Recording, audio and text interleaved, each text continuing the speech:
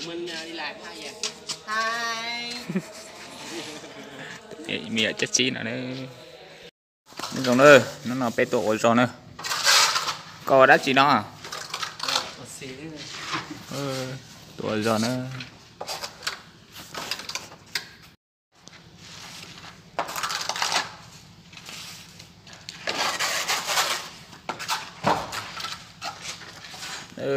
Tuổi rồi, ôi nhá lạc hết đâu. Bới kêu là chắc đẹp lắm mà đây cái cây vậy. Lì về đây là Cái đẹp rồi. đúng không lì? Bước lên rồi bước xuống. Vừa xuống vừa lên liền rồi bước xuống một cái nữa là đẹp. À, lên xuống luôn. Đẹp luôn. Nó tuổi rồi. Để thế vào để chế nó sẽ sắp là nữa ở bên thành được hồ nữa. Đi từ xe là thằng bác đi tặng của tụi YouTube đeo. Ôi chả chịu mà anh xe là đi. Một người đây nó hậu nữa. Nằm bực quăng nữa.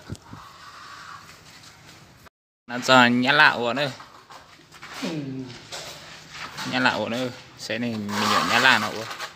Sẽ dùng để trả.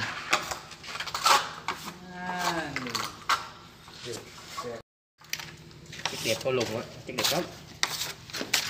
Tăng củ lì đúng không? Mai đi trộn. Tháng này tháng 3 triệu thôi.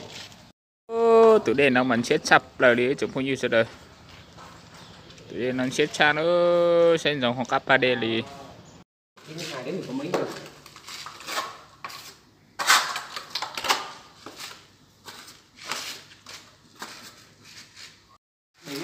Sáng cầm dao, trưa cầm dao, tối cầm dao. Sướng đúng không? Có bây giờ thấy lạ sang mệt gì không?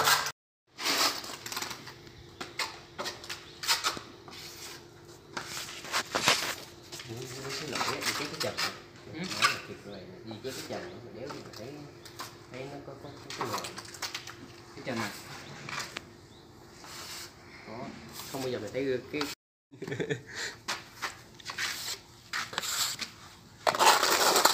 đăng YouTube hả? TikTok đó, đùa đâu thanh niên này. Mày đồ TikTok hả? Đồ TikTok đó. YouTube qua mấy ngàn là phải tặng YouTube mấy Đúng rồi lì. Hoài à. Ủa gì được chạy nào á? Hết rồi. Nó cái dưới đất có nghĩa nó mới là tay cái đầu luôn á. Vậy ơi, thằng chết nó hay nó chết sau. Đúng không?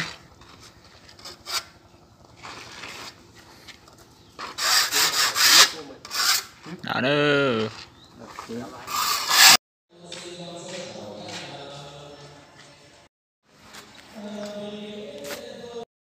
Nó nói đi tôi đã chi. Nó nói bé tổ vật trẻ. Nó bé tuổi. Để nhà lại ột chế đó nữa.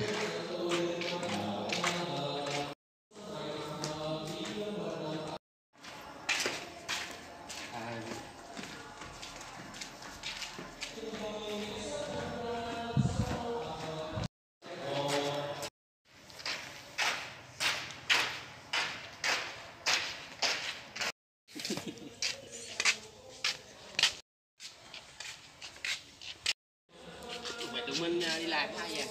Hai. Mẹ chất chi nữa nữa. Bữa nào cho ông Minh